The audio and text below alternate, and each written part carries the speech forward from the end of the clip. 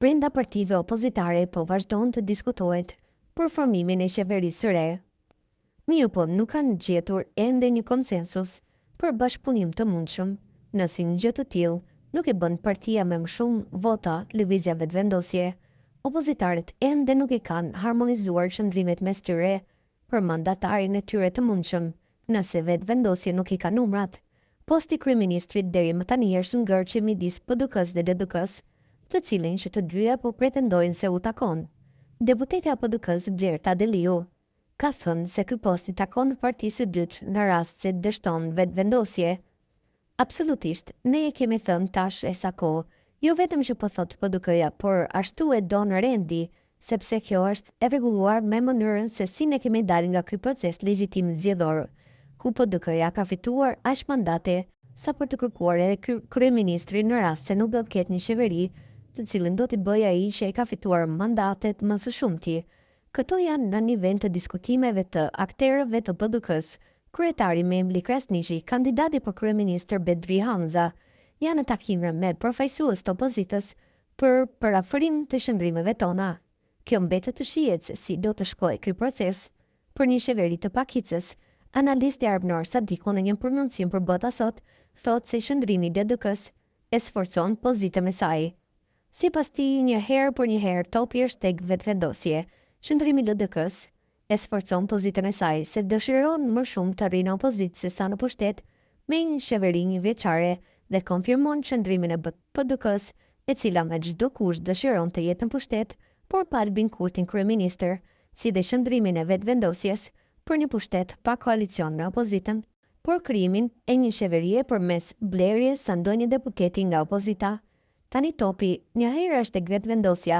Le të shohim apo mund të bëjnë qeverinë të pakicës, thot ai. Denori, e vetmja mundësi ka mbet që vetëvendosje ta bëjë qeverinë. Kurse analisti Xhavid Drenori shprehet se LDK nuk është e gatshme që të formojë qeverinë me partitë opozitare. Rreth një qeverie të mundshme nga opozita, flas me bindje të plotë në bazë të analizave që kemi bërë, në bazë të atyre që kemi pa, të deklaratave të rezultatit të zgjedhjeve, sidomos në bazë të disa përplasjeve që kanë ndodhur brenda LDK-s. Ne kemi ardhur te përfundimi që LDK-ja është jo e gatshme të hyjë në koalicion, as me njërin, as me tjetrën, pra as me vetëvendosjen e as me opozitën. Tani lloji kushëzimi se do të hyjë në qeveri me opozitën, sikur të merrni ne kryeministrin, është më tepër për konsum publik se sa që është diçka e vërtetë. Edhe nëse PDK-ja do t'ja jepte pozitën e kryeministrit dhe aleanca kuptohet që të pajtohet me të, LDK-ja nuk guxon të bëjë qeveri të opozitës. Po flasin për opozitën që kanë qenë në legjislaturën e kaluar, pra LDK-ja është e pagatshme të hyjë në koalicion dhe për këtë arsye ne nuk shohim asnjë arsye të vetme që të ketë një qeveri nga LDK, PDK dhe AK, thot ai. Tutje ai thot se mundësia vetme është që vetëvendosja ta bëjë qeverinë, duke shtuar se LDK, PDK dhe AK nuk do ta bëjnë qeverinë në këtë fazë sepse ashtu do të ishte jetë shkurtër. E vetmja mundësi ka mbet që vetëvendosja të bëjë qeverinë, të cilës i duhen vetëm edhe 2 deputet për të arritur numrin 61, e megjithëse nuk po i ngulet as atyre. Nuk e di pse dhe çfarë skenari po sillet, por nëse ne nuk do të kemi një qeveri nga vetëvendosje, me shumë gjas vendi do të shkojë në zgjedhje të jashtëzakonshme.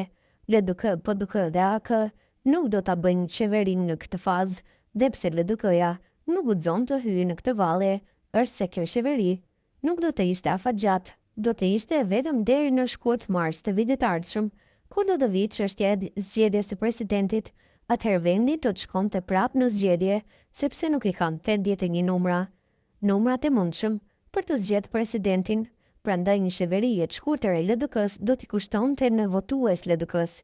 LDK-ja është problemi që nuk zgjidh në këtë rast me asnjë palë për të bërë qeveri, përfundon ai për Bota Sot.